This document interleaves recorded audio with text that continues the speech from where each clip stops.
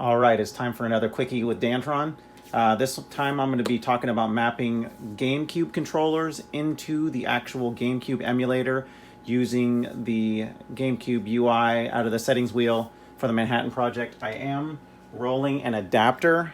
I'm not all fancy, so I'm not going to throw it up in the description at this point, but this is the adapter that I'm actually using.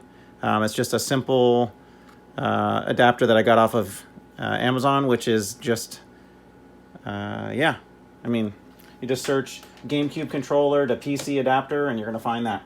So anyways, I've already mapped two of my controllers. I'm going to take a moment to show you how the mapping process works in this emulator. So I'm going to go to the settings wheel. Actually, I'm going to go the other way. Rolling. All right. By the way, this is another thing. Be careful when you're in the settings wheel. I know we're having some challenges with clicking on certain things that are not correct and will mess up all the configs. So just, if you go in the settings wheel, know what you're pressing. Don't just leave it sitting in here and letting it spin. Either just go in there, pick what you're going to do. GameCube emulator setup is what I'm doing here. I'm going to find my cursor. I'm going to go up to controllers.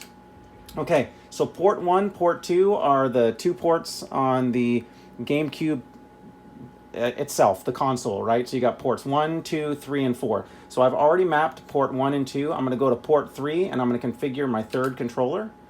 So I'm going to make sure that this one says, see, this 0 is my first controller, 1 is my second, and this one, port 3, is going to be set for this input 2 GameCube controller adapter. That's because I have this adapter. So I clicked on that. Now I'm going to just go through and work my way right through it.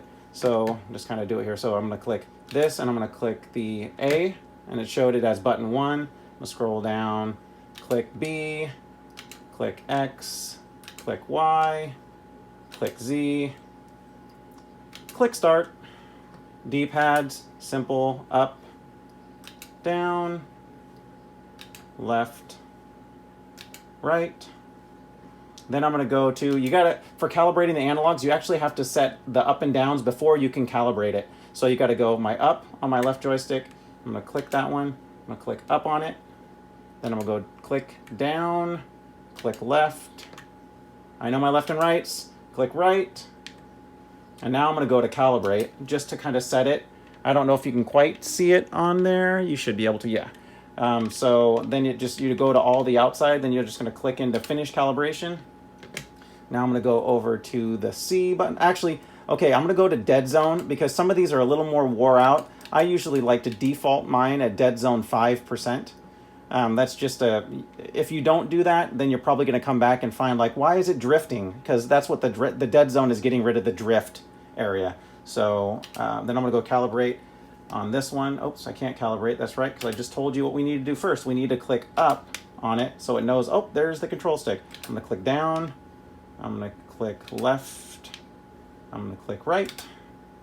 Now I'm going to go to calibration, cancel calibration. Now I'm going to calibrate. And now you can see it just goes to all the extremities. Then I'm going to finish. I'm going to do my dead zone again at 5%. GameCube controllers in particular, they can be finicky for things that wear out. So, and then I'm going to go into the L.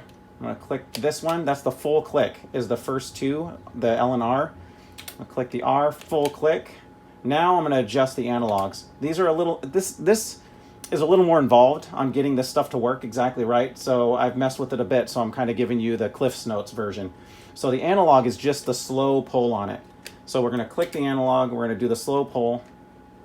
Okay, so the slow pull on that one. All right, good.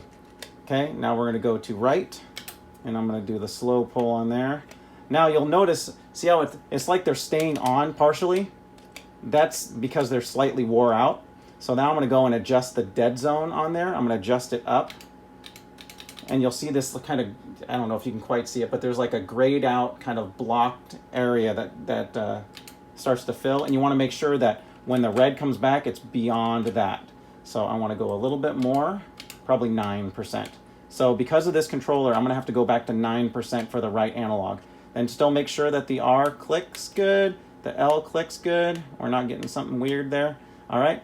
My threshold is set at 90, and then I'm just going to go up to save. Click. And that's it. And now I'm going to go into close.